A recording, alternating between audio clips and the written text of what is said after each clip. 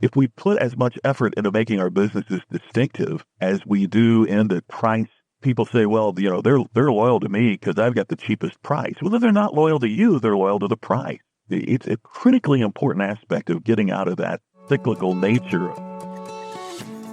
Top leaders, meaningful conversation, actionable advice, bulldoze complacency, ignite inspiration, create impact. Produced by Southwestern Family of Companies. This is the Action Catalyst.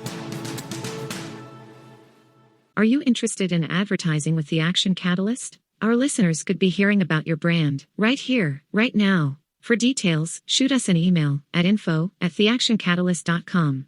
Scott McKain is the country's leading expert on creating business and professional distinction. So what Scott really does is he helps create more compelling connections between you and your customers, helps you stand out and move up in every phase of business. Best-selling author, and he has a great book called Create Distinction: What to Do When Great Isn't Good Enough to Grow Your Business. So he's here to talk to us today about creating distinction. Scott McKain, thank you for being here, brother. Thank you so much for having me with you this morning. I really appreciate it, man. Thank you. Can you talk to us, why did you kind of build this career around that word, and why do you think that distinction is so important in business today? Right, great question. Yeah, I heard so much about differentiation. We need to establish differentiation between us and our competition. Or what do we do to differentiate ourselves from other people on the job so that we get the promotion? And it occurred to me, if I slap every customer in the face, I'm different. That doesn't mean it's going to grow my business, right? And so there had to be something else. And as I looked at other industries, for example, you walk into a Best Buy store to buy a laptop computer. Sony is differentiated. Samsung, Dell are differentiated from the great masses like Acer and Asus and Gateway and Fujitsu. But Apple is truly distinctive. Mm-hmm. And so what does it take not just to be different from your competitor, but to be so distinctive that you attract people to do business with you? And that's true whether you're an individual salesperson out there, or, making calls and knocking on doors, or whether you're the CEO of a small, mid, or large-sized business.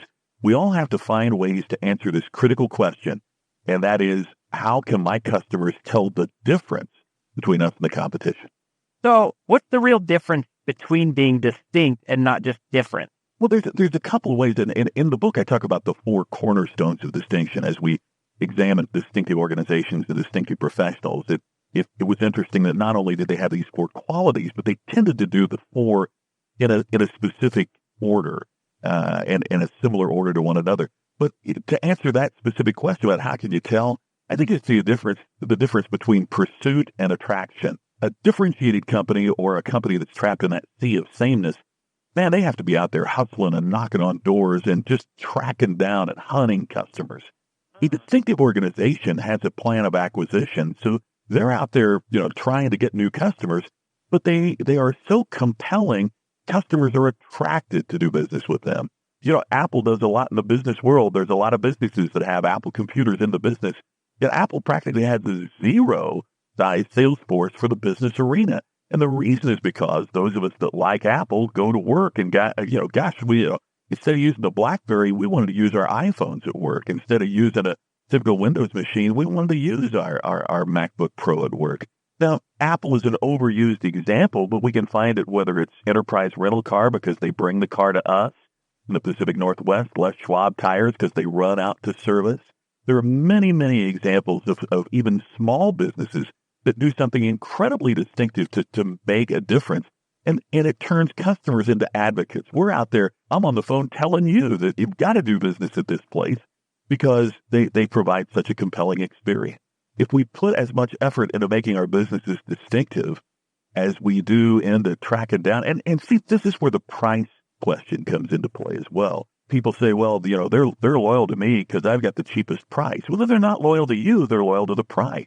It's a critically important aspect of getting out of that cyclical nature of we've got to have the cheapest price to get business, and then we erode our margins, and then we're not a profitable organization. Or a salesperson on the road blames the home office because they won't cut the price instead of becoming a better salesperson. All of this are challenges that we see every single day in businesses everywhere.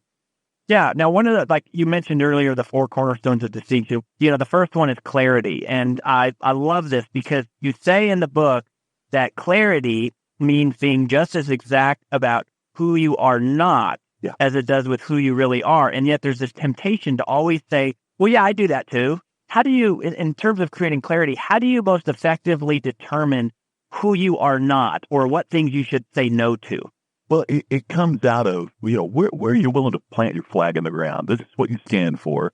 One of my new favorite television shows is on the Food Network. It's called Restaurant Impossible. And the chef, Robert Urban, goes in to save, these failing restaurants. And it occurred to me that without fail, one of the things he does is take items off the menu.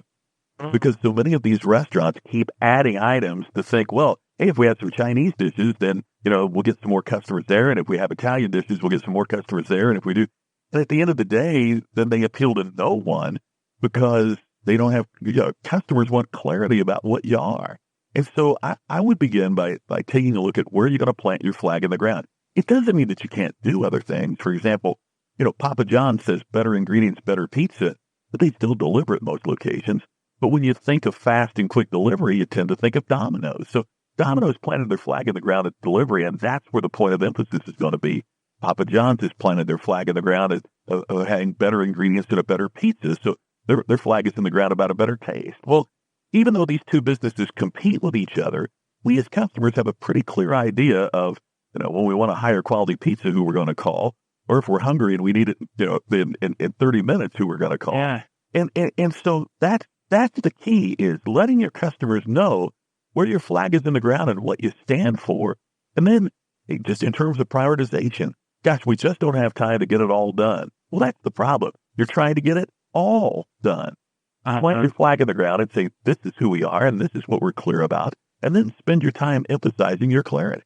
Let's face it, customers and employees, too, will never become loyal to a generic. I remember seeing at the grocery store these white cans that just had beer on them. And I don't know that anybody was loyal to beer. Now, certain people would pick up a Bud Light, or certain people pick up a 6-pack of Coors, or, that kind of thing, but nobody's loyal to a generic. You're loyal to something that's specific. You're loyal to something, whether it's a person that has your loyalty, or whether it's an organization by how they treat you or what they do distinctively that creates loyalty. But you can't differentiate what you can't define. I can't tell you how I'm better or different from my competitor unless I first defined it. But yet many of us just keep doing our job and we assume the customer is going to know. If product is one thing, what else do you sell? Let's make a list of those things that you sell. And every organization will say, oh, we have great customer service and we have great relationships with our customers. We peace of mind and all of these things. Well, there's two critical points about that. First of all, the things that they say they sell are absolutely identical to what the competitor. Scott, it's been such a great time with you. And, one last little question I just wanted to make sure that we gave you a chance to speak on is I love how in this book, you talk about creating distinction, not only as a successful business principle, but also that it applies to a person on an individual level. Yeah, real quickly, it's the four cornerstones. It's being clear about what you are. One of the things Zig Ziglar used to talk about, the people that are wandering generalities, that they never really focus on anything or achieve anything. So it's being very clear about what you want. Then it's being creative in your approach, finding a way to go at it in a unique and creative manner. And there's a 3-step plan in the book about how you actually execute on creativity. The third is communication.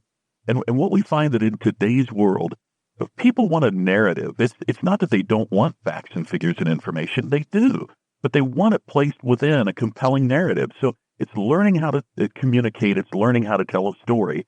And then the fourth and final one is a customer experience focus.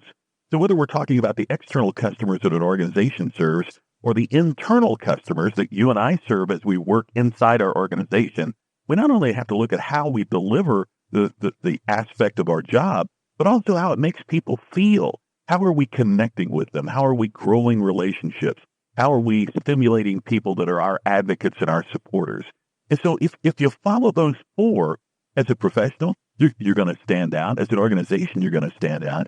And I think that's part of what we're looking for in today's world is, what can I do so that I can achieve my potential? What can I do so I can get recognized for my efforts? And if we do those things, I think we're well on the pathway to creating distinction. I love it. I love it, folks. Clarity, creativity, communication, customer experience focus. Those are the 4 cornerstones. Scott, thanks for being with us, brother. Thank you, Phil. All right. We'll see you out there. You bet.